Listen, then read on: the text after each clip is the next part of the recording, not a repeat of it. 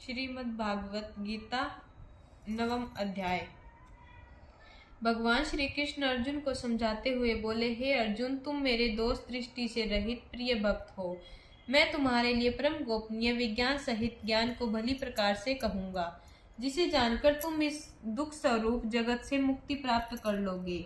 यह विज्ञान हम सहित ज्ञान सभी विद्याओं, गोपनीयों का राजा, उत्तम प्रत्यक्ष फल प्रदान करने वाला, धर्म युक्त साधना करने में सहज, सरल और अविनाशी है। हे परंतप, इस उपरोक्त बताए गए धर्म में श्रद्धा भाव न रखने वाले प्राणी मुझे कभी भी प्राप्त नहीं कर पाते तथा सदा ही मृत्यु रूपी संसार चक्कर में आवागमन करते रहते हैं।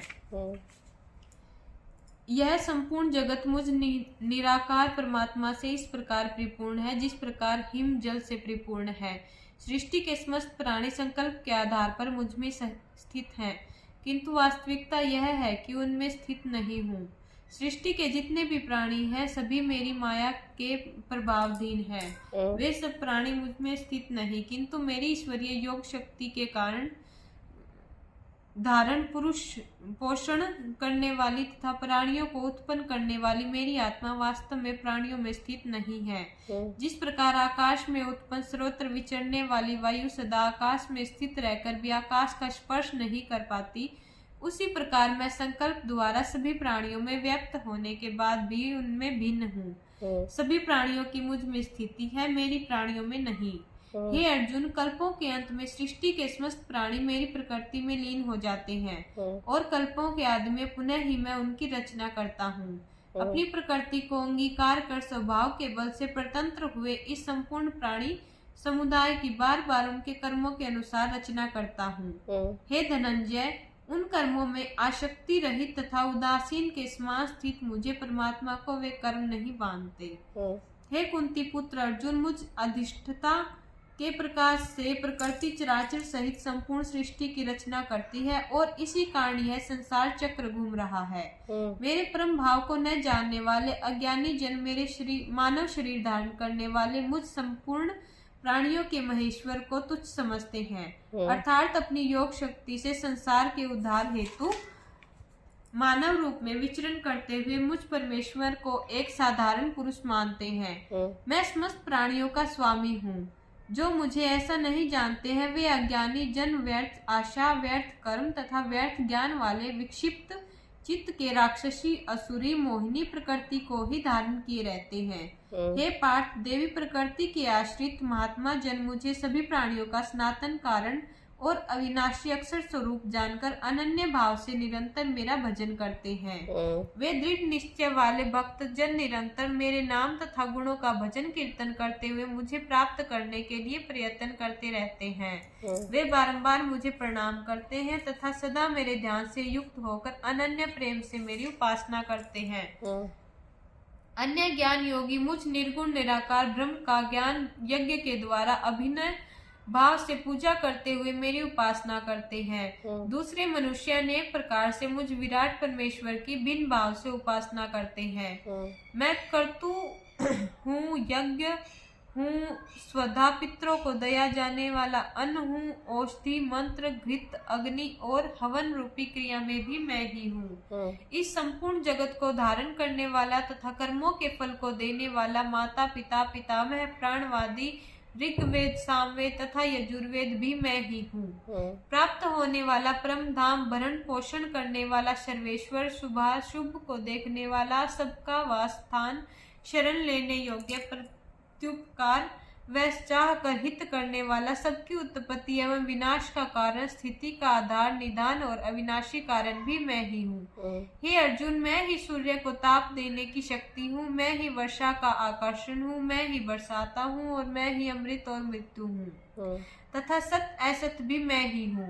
तीनों वेदों में विधान किए हुए सकाम कर्मों को करने वाला, सोम रस का पान करने वाले पाप रहित जन मेरा यज्ञ द्वारा पूजन करके स्वर्ग की प्राप्ति चाहते हैं। ऐसे जन मुझे पुण्य यज्ञों द्वारा पूजा करके स्वर्ग की प्राप्ति चाहते हैं। ऐसे जन अपने पुण्यों के फल रूपी स्वर्ग को प्राप्त करके दिव्य देवताओं के भोगों का उपभोग करते हैं। इस प्रकार के जन अलौकिक स्वर्ग के आनंद का उपभोग करते हुए जन उनके पुण्य क्षीण हो जाते हैं तो मृत्यु लोक को प्राप्त करते हैं। इस प्रकार स्वर्ग के साधन रूपी तीनों वेदों में बताए गए सकाम कर्म का आश्रय लेने वाले तथा भोगों को कामना करने वाले बारंबार आवागमन को प्राप्त करते हैं, अर्थात पुण्य के प्रभाव से तो स्वर्ग में जाते हैं और पुण्य क्षीण हो जाने पर पुनः मृत्यु लोक में जन्म लेते हैं। मेरे जो अनन्य प्रेमी मुझ परमेश्वर का निरंतर चिंतन करते हुए निष्काम भाव से मेरा स्मरण करते हैं, उन नित्य निरंतर मेरा चिंतन करने वाले पुरुषों का योग मोक्ष मैं स्वयं ही प्राप्त करता हूँ। हे अर्जुन, श्रद्धा भाव से युक्त जो सकाम भक्त यद्यपि अन्य देवताओं का पूजन करते हैं, वे भी वास्तव में मेरा ही पूजन करते हैं, किंतु वास्तव में उनका यह पूजा अज्ञान पूर्वक है। संपूर्ण यज्ञों का भोक्ता और स्वामी भी मैं ही हूँ, किंतु कुछ अज्ञानी जन मुझ परमेश्वर को तत्व से नहीं जानते, इसलिए वे बार बार पुनर्जन्म का शिकार होते हैं। देवताओं की पूजा करने वाले देवताओं को प्राप्त करते हैं, पितरों की पूजा करने वाले पितरों को प्राप्त करते हैं, प्राणियों की पूजा करने वाले केवल प्राणी को प्राप्त करते हैं और मेरी पूजा करने वाले भक्तजन मुझे ही प्राप्त करते हैं।